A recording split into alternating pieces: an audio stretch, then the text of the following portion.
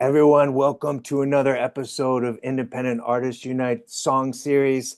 I'm super psyched to have this artist on today, William Bleak from Germany, talking about Phantom Pain. Among other Welcome, things. Yeah. Hey man, amongst nice to other meet you. things. I have to say, I love your whole thing, all the imagery that you use, the repeated black and red, and everything is just so consistent and digestible, you know what I mean? Visually. Thank you. And Thank you. and also the really I guess emphasis that you put on that this is a live show too, Yeah. with all the live footage and everything. And it really yeah, I was wondering if with all the live shows that you do, do you think that starts uh affect or influencing your songwriting? I, it's kind of split. It's like a 50-50 because obviously it's very fun to see a strong reaction from the audience, right? And Mm-hmm. like when people actually move into, which in Germany is not a given. Like German audiences can be very hard to convince to dance. So it's always like in the back of my head a little bit, but at the same time, what's so freeing about doing this type of like hybrid, like I call it neon goth, like energetic goth Mm. music, Yeah, yeah, is that I can mix and match the elements as much as I want. I can have live guitars, I can have synthesizers, drum machines, everything in total chaos. So I think it's more like the songs accidentally end up working out live as well because I put so much of my like emotion and feeling into them in the studio, and that yeah, translates really well. Like I just to like elaborate on that real quick, I got really sick of seeing boring live shows. I thought to myself, like from seeing my own early shows, I was like, well, this is fucking like this is whatever. This is just a guy standing around playing guitar, trying to act cool. I think coolness is the worst thing in the world, right? Like trying to just do the fucking Sisters of Mercy thing and like that's done. You gotta have fun, you gotta engage people, right? yeah, So a lot of it came from that, like almost from like a contrarian thing against the standard that seems to be trying to look cool, yeah. unmoving. Blah, blah. It just bores me, honestly. Yeah. It yeah, I was wondering because it's yeah, I mean you seem like you really have a lot of confidence on stage, and I've never seen you live, but I've seen a lot of the clips that you post, and you are like moving around with reckless abandon, and you seem very confident in what you're doing. And I was wondering if that aspect makes it into the songwriting, just the kind of swagger and confidence. I mean, it's kind of weird, right? Because like we'd be used to like you'd think that on stage all the anxieties would become overwhelming, all the stress would become overwhelming, right? For me, somehow it's in the reverse. Like, Mm. I am never afraid of going on stage. I go up there to kill. I go up there angry, usually. Usually, there's enough reasons to be pissed off when you go on stage, right? So, like, it really doesn't matter. We've played some terrible shows where it was like five people, and I was like, okay, this has to be the best show ever because there's only five people. And then with the show opening for She Passed Away, it was the same attitude. Like, okay, it's 1,300 people. We still have to go into kill and also to make a mark. So it's like I guess now it's starting to influence the music because I'm becoming very confident in the message that I'm trying to convey. Where I Mm. used to not be sure. Like it's like this year, it feels like everything has been around the idea of what if you're right? Because sorry if I'm rambling on a bit, No, no, but no, that's the idea. Yeah. as a musician, you know how as a musician you're like, oh no, but my music actually sucks. I'm actually bad, like on stage, and no one wants to see that. And like you have this stack of ideas of what everyone expects of you, of who you're supposed to be. Mm. And then you have like the niggling, like the that feeling of, yeah, but what if the show is really good? What if I'm right about this? What if everyone's kind of bored with the same old sound? What if I'm right about the heaviness? What if I'm right about everything have being aggressive and people really liking that? It's like a big what if, right? Yeah. What if I'm right? And that fuels the show. So it's like, okay, what if I'm right about people wanting a high energy show, wanting like the drama, that energy that I haven't seen in music enough lately. Like even Mm, in dramatic music, even in bands with big productions. Like we saw Queens of the Stone Age live in Berlin like 2 years ago or something. And we left in the middle of the show because it was so boring. It mm, was just some dude standing there doing just playing and doing nothing. So that I guess goes into the live show. That's where the swagger comes from, just thinking like, shit, I might be right about all of this. Like yeah, people might enjoy the music. And the more I feel like this, the more there's like a positive feedback coming in. So yeah, yeah, yeah. yeah, it's been quite, yeah. Yeah, I hope that I makes mean, an answer. it makes sense. Yeah, and well, you talked about like mixing these different elements, and the freedom to do that, and in uh, in Phantom Pain, like this is my most favorite song that you've done so far, actually, Thank you. because it's like I actually hear a little bit of like synth pop in there too with this one in that Yeah. it's just so damn catchy every section of the song, and Yeah. it really yeah, I mean you're and like the swagger and confidence that you deliver in the vocal is just so great, Well, it just takes you in right away. with the to go through it, the songwriting process for me is always the same. Either I workshop something, build a song over like weeks and trying to figure stuff out, or it's more like throwing up when emotionally there's something that's there and then it just has to come out Yeah, all at once.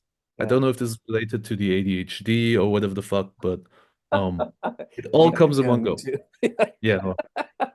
I have this little device that if you want to steal our sound, steal my sound, this is the guy. It's the Roland MC 101. It's limited to 4 tracks. It's all samples. I write 99% of the songs on this, right? Wow. Just grab it, whatever. And in the case of Phantom Pain, I mean, I was listening to a lot more like classic synth pop stuff, like Hmm. what was the most? I'd have to pull up the playlist because I constantly curate what I listen to make sure that it influences me positively, right? I hope Yeah, that makes yeah, sense. yeah, But yeah. it was a lot of like talk talk. It was fucking in excess. I Oh never yeah. knew about them properly, and I really got into them. I was like, whoa, this is the most swagger, this is the most energy anyone ever Oh, had with songs like actually, Need You Tonight and stuff. a little detour there.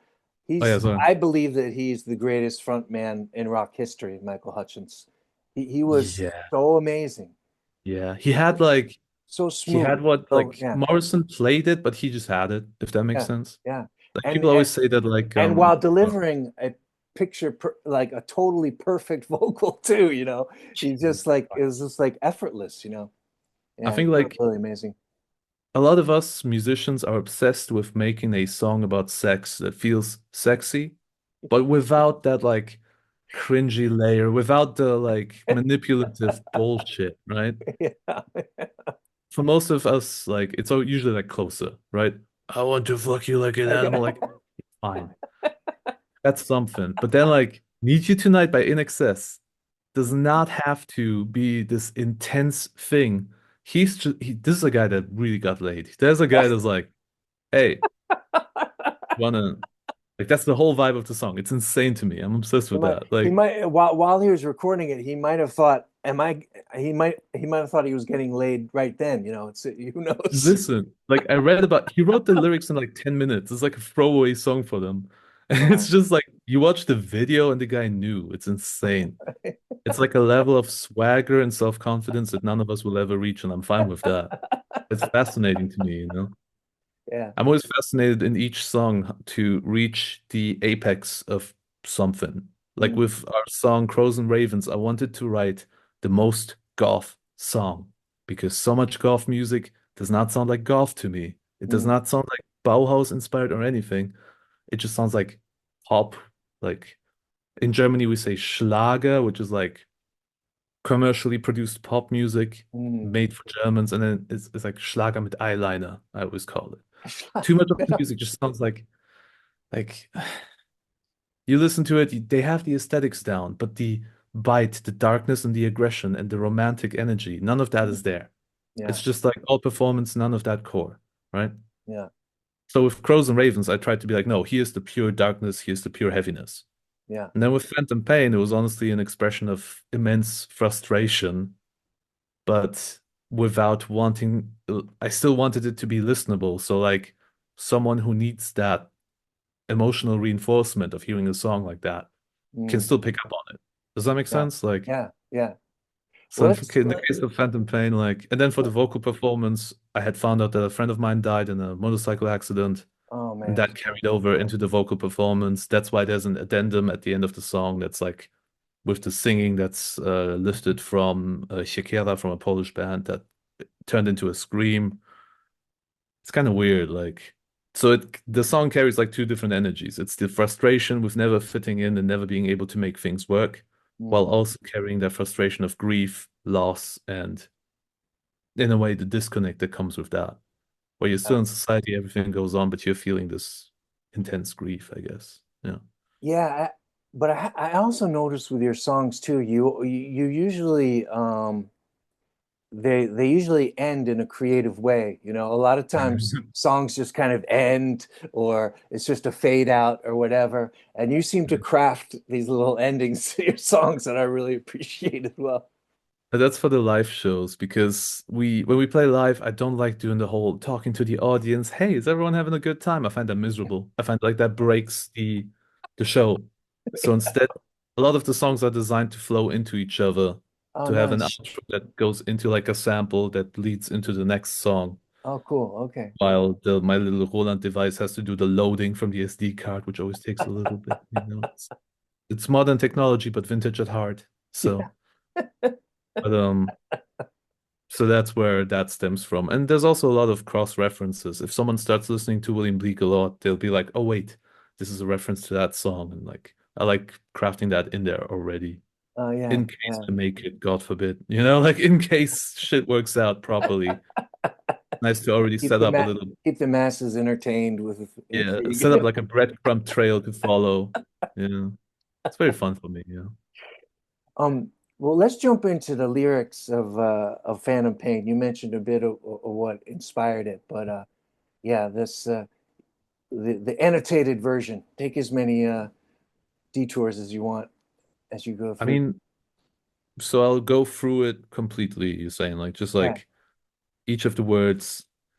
Well, the opening with what if you open up the wound is a lot about long term when we face trauma or demons that we're dealing with. There comes a point where you start like, you're like, okay, I'm fine, even Mm, when you still have some healing to do, even when you still have some fighting to do.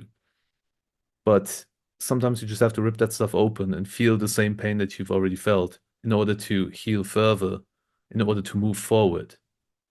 So in that regard, what if you open up the wound to bleed, consumed, is about accessing something. You thought you were like over it, you thought you were fine, but maybe you're not. So you mm, go back. With Silver Flash, you're blessed, you're doomed, ties directly into another song that's unreleased yet, and into the album Neon Goth Evangelion that we're gonna bring out. I'm gonna bring it out like in winter, whenever I'm done with it. With ADHD, you never know, but there's a theming to the album about feeling not human, so it's about okay. that a lot. Yeah. And then Untouched for Far Too Long now, not in a literal sense, you never had control, not in a literal sense. Both of these lines are about feeling disconnected even Mm, when you reach out, because you may not find the right people. You may be like, sure, you have friends, but they don't seem to understand you, whatever. And then Crushed Under Fear and Longing, of course, Hunter S. Thompson reference, and also fear and longing being what kills everyone right now. Like, mm, I think a lot of people are very afraid to reach out and open up because there's a very toxically positive culture about opening up, where you have to be, yeah, sure, healing, but you have to love yourself and you have to self-accept as like this narcissistic tinge to a lot of the mm. positive talk right about now. So, Crushed Under Fear and Longing, alone, alone, alone, alone. I think at one time wouldn't be enough just to illustrate what the lyrics are about. I just wanted to make It it also clear that, sounds great. Yeah. yeah, it Alone, feels good as alone. well. Because with each repeat, you become more honest about it. And Yeah. it's kind of painful, but it's good to open up about that stuff, right? Yeah. And then pain unseen, unheard, of course, in relevance to the phantom pain that a lot of people carry when they struggle with mental illness that is not recognized. So, Mm, like with ADHD, in my case, it's ADHD and depression. In someone else's case, it might be something completely different. But you're dealing with something that is not seen, mm, that no one else can see. And they wonder, why the fuck can't you get your shit together, you know? Why can't you just live a 9 to 5? Why can't you do whatever you think society wants you to do? yeah. It's that phantom pain of like, well, I'm carrying something that you may not be aware of that I'm dealing with. And it's taken tremendous time and energy just to hide or to deal with. Mm, So you drain away without a word. The next two lines are exactly that. Like you're bleeding out. You can't get out of bed. You're half dying. You're running on like energy drinks and everything. And like, speaking of which, still trying to get that sponsorship. You're living on fumes basically. No one understands even when you try to explain it to them, so you give up trying to explain it. You give up trying to fix it because you've done whatever you have to do. In my case, I've done the therapy, I've done the steps. You may realize that it's a systemic issue that you are not able to solve, mm, you know? I can't say how other people feel about it. I can only talk from my perspective on the lyrics, but mm, like, especially with depression, like what are the solutions really? Take these pills, become like a zombie. Maybe they'll help. For some people, they're great. For me, antidepressants were a nightmare. The ADHD medication works somewhat, but there are systemic issues that I cannot solve. mm, So I just have to figure out how to keep going, and it still hurts. yeah. So you're like in pain, but you keep going. And then, yeah, Lost in the Woods Forever. There's your Cure reference, one per song, minimum. You never had a home. That's you never had a home is a very personal line that a lot of people who come from abusive households will probably understand and others may not. It's that feeling of even when you have like a place where you sleep, it doesn't feel like home because it's not safe. Yeah. Yeah. I mean, Unburdened by oh, yeah. sorry to interrupt, yeah. Um, Unburdened by tomorrow is the an allusion to suicide because when you don't have to plan, you don't have to look forward to anything, and you are at that painful point where you're like, okay, if I end it all, at least I'm free of whatever is coming up. It's kind of a painful perspective, but it's important to say that like a lot of people who consider suicide, for example, as a solution for all this shit, which you shouldn't do, by the way, because I'd rather like if it gets to that point, better to just become a full like I don't know, do all the drugs, move to Australia, try just do whatever. Shoot a billionaire CEO, do something smart with it, but like never kill yourself. Like use your life for something at least. But unburdened by tomorrow is that cynical feeling of, well, I have nothing to f look forward to. It's not going to get better. So at least I don't have to worry about that anymore. About never having a house, about never being able to live a normal, stable life, even, Mm, which is the case for a lot of people. And then again, to illustrate the loneliness, alone, alone, alone, alone. And you know you'll do it again is great because it's one of my favorite lines that I came up with. It's during the breakdown, right? It's just, and you yeah. know you'll do it again during live shows. My bassist Artur sings that usually because it's Okay. almost like an interaction. Yeah. And at the very end, with the big drop, it's like, and I know I'll do it again, referencing to whatever self-destructive behaviors you might Mm, have, right? So for someone struggling with drug addiction, it's gonna be a relapse.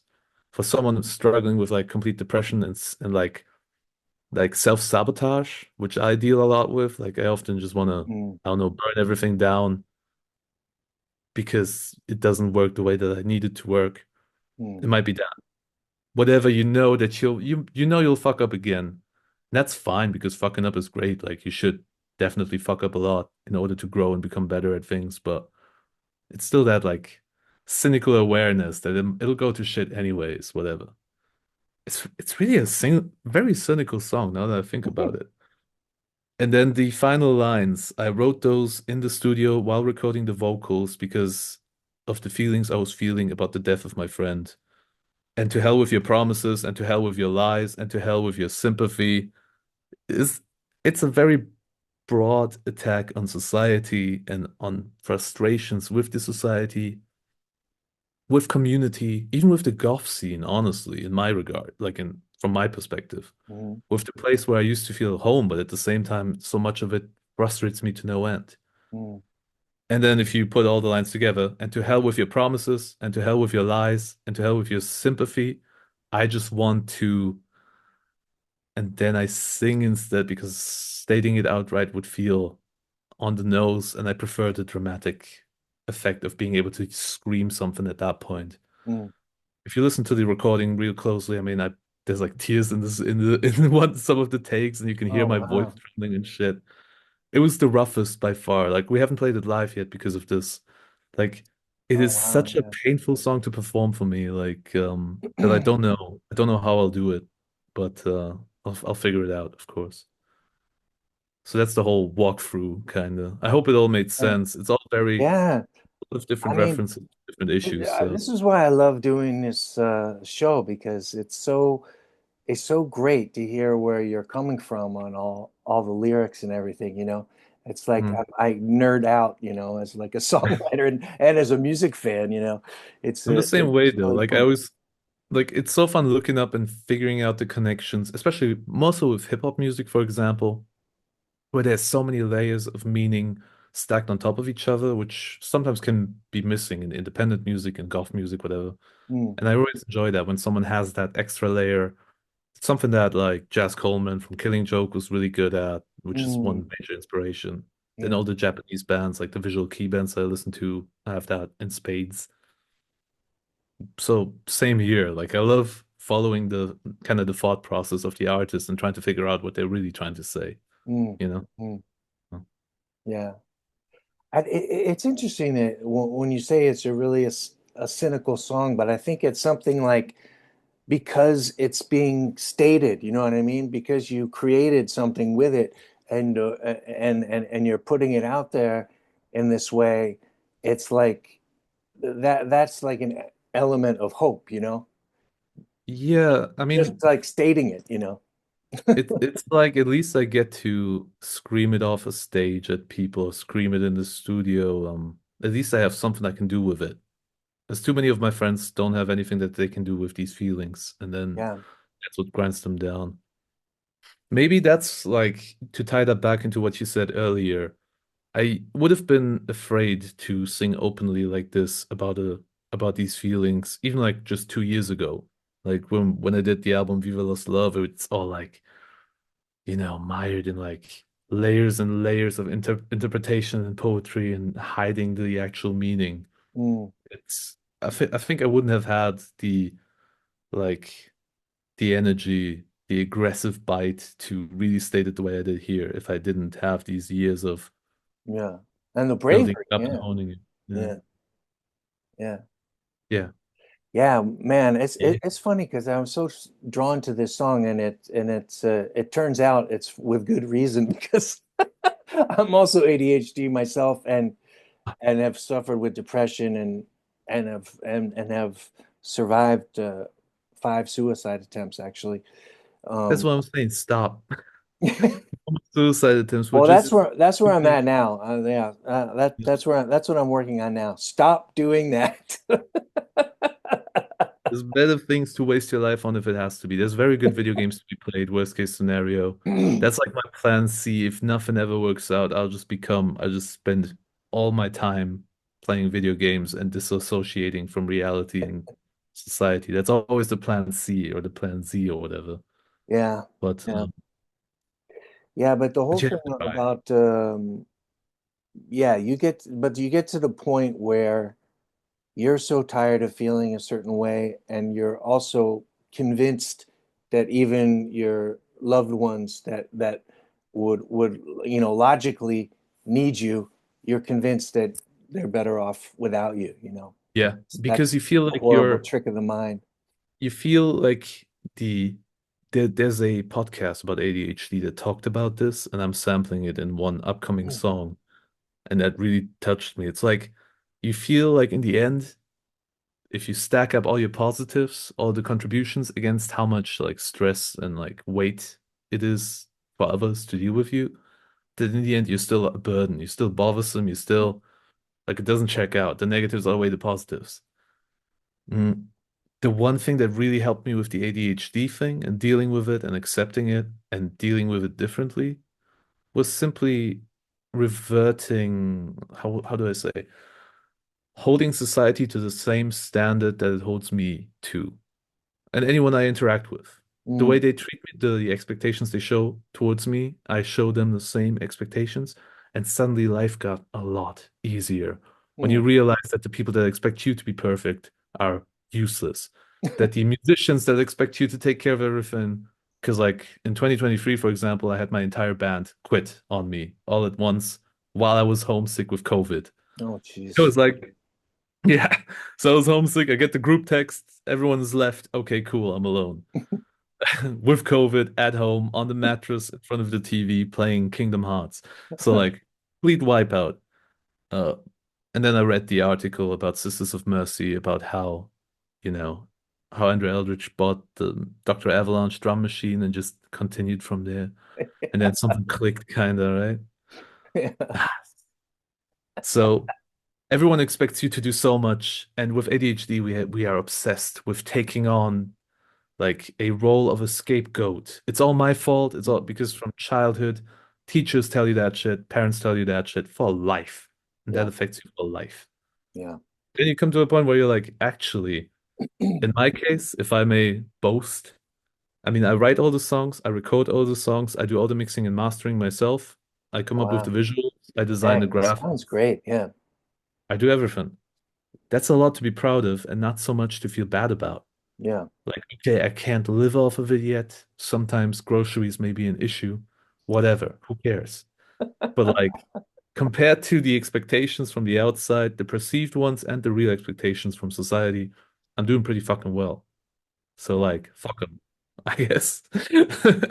So if someone tells me, yeah, you guys need to do more TikTok, or you need to do more graphics or visual, I'm like, no, I'm doing everything and I'm burnt out all the time. Everyone can go fuck themselves if they want more, you know? Give me money, give me a crew that'll change it. But until then, because How everyone, how do you refresh yourself when you do get burned out? Because I was talking about this with another musician recently, where if I have something that comes out, it's like a stopwatch is ticking to yeah, where I'm going to get to the point where I cannot look at my face again, or possibly promote myself in any way. yeah. You look in the mirror in the evening and you don't like you brush your teeth, but you don't want to look in the mirror. You're like, oh, that guy, no, enough of that shit. Well, the makeup helps because then I can separate it, but also Oh yeah. there's no real refreshing, I think, outside of just like complete either accepting the burnout for a while, which has been better, like spending a few days just playing video games, listening to podcasts, watching movies, whatever, Mm, not watching the diet, whatever is necessary. But lately I found that I've been getting better at preventing it by saying, no, I can't do this much. mm, Like with Phantom Pain, like it was like at the tail end of I spent a month working on songs so I can put an album together and like I was overworked already. And then we did the big show opening for She Passed Away and I was like, okay, now I need to cut together a music video and he did all this stuff. And then there was a point where I was like, yeah, do I? Does there have to be like a single every 6 weeks? Like, do I have to like can we live a little bit because I'm already playing the shows and I'm doing all this other stuff and answering the goddamn emails. It's unending with the emails. If you put it in relation to how artists used to work, like you used to play the songs, have like a meeting maybe like once a week, people would have to call you on your landline, and then the rest of the time you got to be an artist, you know? That's like the my idealized vision of someone like Nick Cave, like they just get to be an artist. mm, We have to be 16 things at the same time and like overwork ourselves and then be like underpaid. And then some like fucking venue tells you, oh, well, we can't pay you that much. And then you're just like, there's a wonderful moment where you stop giving a fuck, where suddenly things start working out. Does that make sense? Where like you say, okay, fuck having a live drummer. I'm gonna use a drum machine. It's heavier and it scales better to big festivals and mm. big shows. Suddenly things work out. Maybe I don't have to always play the guitar live. who am I trying to convince that I'm a real musician, you know? Like some snobby asshole is gonna go like, oh, they're not even playing it. Like that's playback. Like, bro, I've seen the behind the scenes for most big bands. It's all karaoke in the end. And I can't play. I mean, I play guitar, bass, I do the vocals, I do all the programming, I can play all my synthesizers. There's a point where you just gotta say enough. Fuck off, you know? But You do you, stop talking about some things and life gets better. during the live show, are you mostly just singing or do you pick up the guitar once in a while? Well, we switch it up depending on how I feel.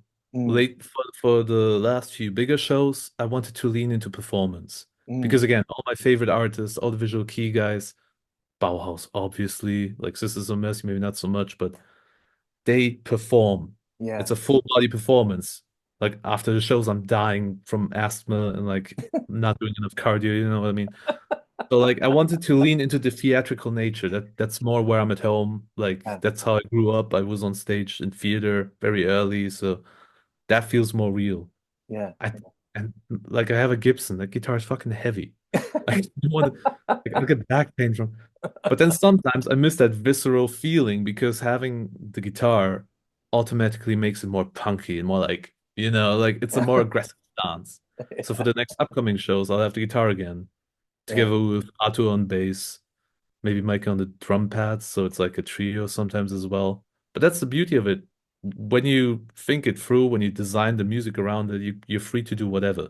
yeah, And I really like that. Like with this guy right here, you program, you got like a drum track, synthesizer samples, and then when I have live bass, turn off the bass synth, maybe turn on the other synth, maybe mute some samples.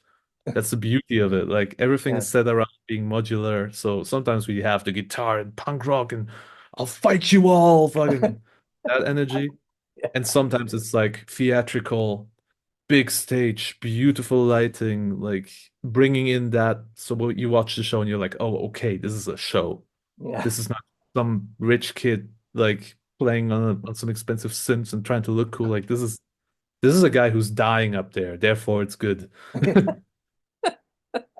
I hope I'm not being too honest. I haven't been media Oh trained. no, I'm no, speaking I from the love it. heart. Well, we're almost out of time because I only have the cheap 30-minute Zoom.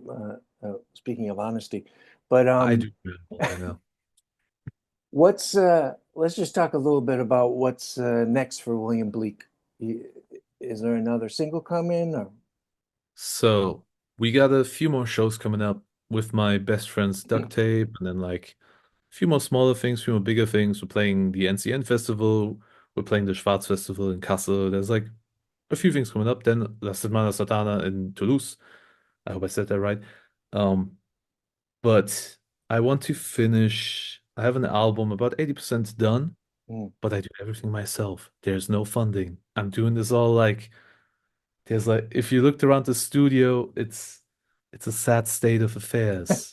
Like so it may take a bit longer until I can finish the album in the way I want to, but I can only already say that it's going to be called Neon Goth Evangelion, and all the songs are both an attempt to find something new in Gothic music that is maybe against the purists, but that is more based on what that dark energy from Bauhaus and the guys was, oh, just cool. with a more modern approach. Yeah. Thematically, I mean, if you've heard my stuff, it's gonna get a bit dark, a little bit depressing, but it'll all have energy. Hopefully, it'll be the music that you put on when you have to get out of bed, even though you can't. Yeah. Yeah, so there will be an album probably by the end of the year at the latest. There's going to be live shows, but I'm doing everything. Just imagine one guy trying to do everything by himself as much as he can. Well, it's amazing It's what you rough. do. It's amazing what you do. And I I'm get so tired. and it's so nice to see that it just keeps growing and growing. You're getting these great gigs and I mean, yeah, knock on wood. Let's hope yeah, it keeps going that way. Yeah. yeah. But it was yeah, it was delightful to talk to you. I'm so glad to so Listen, nice to meet you. I And need to work on like concise answers. I need to like I'm still rambling too much. So this has been no, wonderful. this is it, man. Let it rip. Listen, I really appreciate you taking the time to talk to me. This is really I, nice. Always yeah, feels and I appreciate you. And yeah, we'll be in touch on the Doom the Doom channel, Instagram. Doom. Did Doom. Yeah, man. Talk Really to you appreciate soon. it. Yeah, talk to you, man.